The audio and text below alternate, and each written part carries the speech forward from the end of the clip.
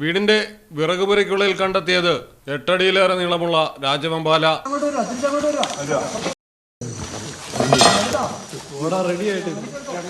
എല്ലാരും അലേർട്ടായി നിന്നോ ഓടാൻ? എന്താ തല ഇപ്പുറത്തോടെ വന്നായിരുന്നു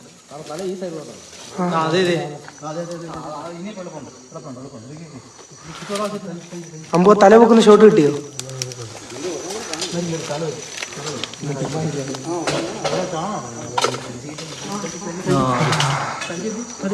എന്തേ തല കണ്ടോ?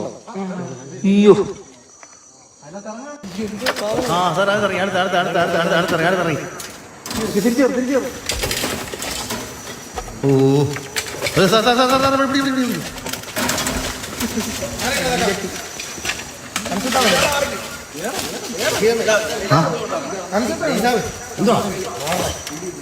പത്തനംതിട്ട റാന്നിയിലാണ് സംഭവം.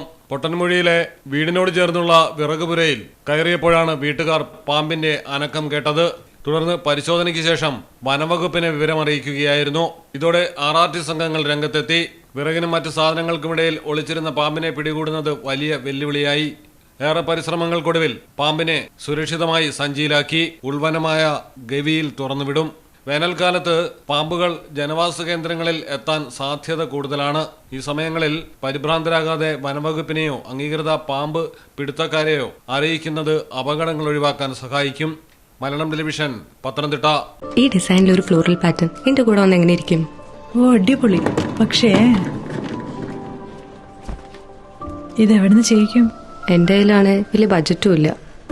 നിനക്ക് എവിടെയും പരിചയമുണ്ടോ? എനിക്ക് പരിചയമുണ്ട്. അയ്യോ സാർ, എനിക്ക് പരിചയമുണ്ടോ. ഈ പറഞ്ഞ ഡിസൈൻ ഏറ്റവും ബെസ്റ്റ് ആയിട്ട് നിങ്ങളുടെ ബഡ്ജറ്റ് ചെയ്തു തരുന്ന സ്ഥലം